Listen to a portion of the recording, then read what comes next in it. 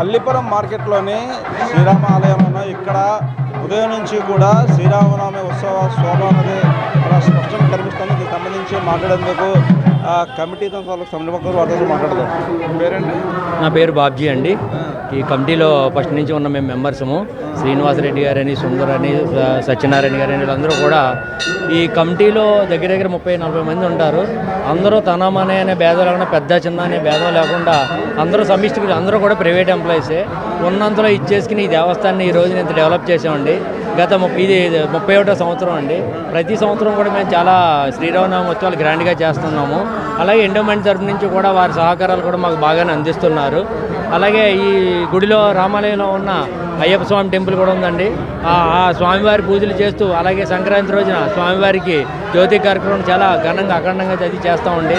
అలాగే ఈ శ్రీరామైన నవమి అయిన తరువాత వచ్చే ఆదివారం నాడు భారీ సమారాధన, దగ్గర దగ్గర 3-4 వేల మందికి అన్న సమారాధన కూడా మేము చేస్తూ ఉంటామండి. ఇక్కడ ఈ ప్రాంతంలో 3 ఆలయాలు ఉన్నాయి కదా. ఈ ఆలయం పేరేంటిది? శ్రీ కోదండరామస్వామి ఆలయం అండి. శ్రీ కోదండరామస్వామి ఆలయం ఇది దగ్గర ఒక 80-90 ఇయర్స్ అండి.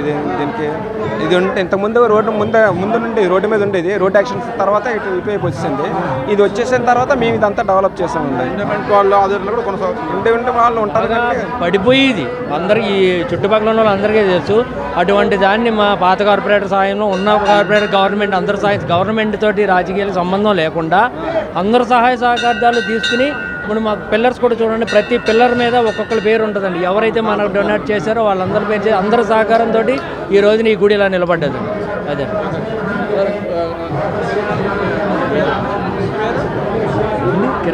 కిరణ్ కుమార్ అండి. ఎలా ఉంది ఇక్కడ పాల్గొనడం? మేము 25 ఇయర్స్ నుంచి పాల్గొంటున్నాం సార్. మేము మొత్తం కమిటీ అండి అంతా సార్, కమిటీ సభ్యులు. సరే, ఇది చాలా పాతాలయం కదా. పాతాలయంలోనే ఇలాంటి విశేషంగా పూజలు కొనసాగడం మీకు ఎలా భావిస్తున్నారని చెప్పి సార్?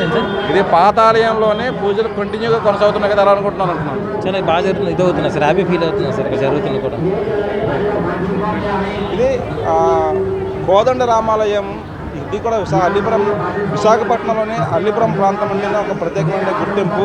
అటువంటి అల్లిపురం ప్రాంతం మెయిన్ రోడ్లోని దాదాపు 90 సంవత్సరాల సుదీర్ఘమైనటువంటి చరిత్ర ఆలయానికి ఉంది. ఒక దశలో అంటే శిథిలావస్థ జరిగిన చెట్లు రాలి ఊడిపడుతున్న సమయంలో స్థానికులు కూడా కొంత తమ వంతుగా ముందుకు వచ్చి ఆ భక్తిభావంతో తిరిగి ఆలయాన్ని పునరుద్ధరించారు. ప్రస్తుతం ఎండోమెంట్ ఆధ్వర్యంలో ఆలయం కొనసాగుతున్నప్పటికీ కూడా గ్రామస్తుల సహాయ సహకారాలతో, శ్రీరాముడి ఆశీస్సులతో ప్రస్తుతం మనం చూస్తున్నాం ఒక బైక్ కళ్యాణ మహోత్సవం కొనసాగుతోంది. సో ఆ దేవదేవుడి ఆశీస్సులు అందరికీ ఉందని చెప్పి ఆశిస్తూ వీడియో జరిగిన చేస్తున్నారు. కలిసి జగదీష్ కుమార్, డేట్ లైన్, వైజాగ్, అల్లిపురం.